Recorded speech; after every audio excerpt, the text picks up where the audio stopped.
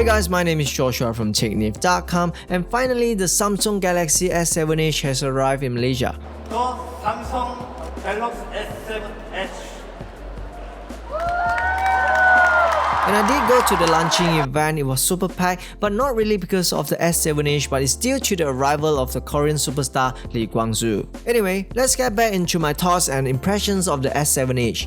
When you first look at it, you can't really tell a difference in terms of design from its predecessor. Aside from the slightly improved performance, these are the main upgrades. Now you get 4 different colors to choose from: white pearl, silver titanium, gold platinum, and an actual black instead of blue. The back glass is now curved for a better grip, like what Samsung did to the Galaxy Note 5, and it does feel great while holding it. I'm not sure why people think it is slippery, but it feels fine to me. I don't really have the feeling like I'm going to drop it anytime soon. The new IP68 water resistant is impressive. Even our head editor get excited about it. The main thing that really gets me excited is that this is waterproof, or not really waterproof, water resistant. So you can dunk it up until 1.5 meters for 30 minutes.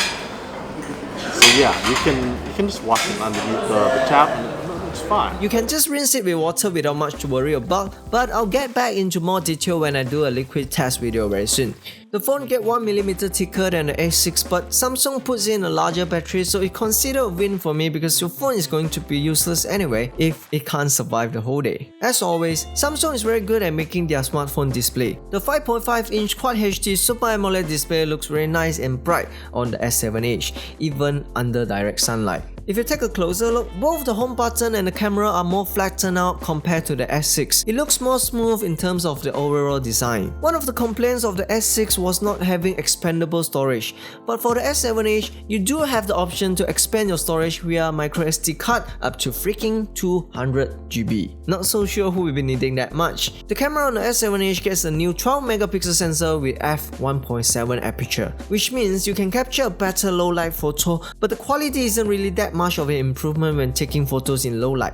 It still has a lot of noise and the picture looks soft like most smartphones do. The new dual pixel technology, which is something that can be found in a DSLR like the Canon 70D. It makes the autofocus on the S7 Edge super fast. It is not just fast but accurate too. And of course, latest high-end spec as usual. Running the latest Android 6.0 and a couple new features like always on display, which will show you your time and date, or if you want to change it to something else like the calendar, you can do that too. And there's a new improved Edge panel where you can put the apps that you often use, tasks like camera or messenger, contacts, and news. This is a great idea. It makes everything easier to access. As for the downside, you still get that heavily Samsung UI skin. Some people like it, some people don't. It is still a fingerprint magnet. It looks super obvious, especially under the sunlight. Of course, you can always put on a cover like the new Samsung LED wheel cover, but I prefer my phone to be naked because what's the point of having a good looking phone when you're just going to be covering it? At last, the tiny speaker at the bottom. The speaker isn't that loud and clear, maybe a little bit of distortion. And it even gets worse.